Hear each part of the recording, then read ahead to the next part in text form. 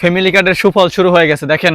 নির্বাচনের মাত্র 2 দিন আগে ফ্যামিলি কার্ড, সমাজসেবা ফ্যামিলি কার্ডের মাধ্যমে 1222 টাকার পণ্য 1150 টাকায় বিক্রি করা হচ্ছে। এখানে জনগণকে বলা হচ্ছে 1550 টাকার মালামাল, কিন্তু আমরা নিজেরা হিসাব করেছি বর্তমান খুচরা রেট 1222 টাকা হয়। এখানে জনগণের সাথে প্রতারণা করা হচ্ছে। ফ্যামিলি কার্ডের দাম কম পাওয়া যাবে, মালের দাম 100 টাকা কাটছি, 1150 টাকা দিয়ে মাল দিচ্ছি। মালের দাম নেগা বেশি, বাচ্চা দিয়ে দাম বেশি। আরো 6 মাস পরে স্মার্ট কার্ড করে দিব। তারা জনগণের সাথে প্রতারণা করতেছে।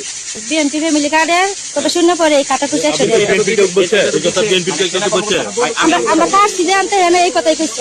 তারা বলছে 1550 টাকা মূল্য, এখানে মালের দাগ 1150 টাকা। আমি হিসাব করে দেখলাম এখানে মাল আছে আমাদের 1050 টাকা মাল আছে।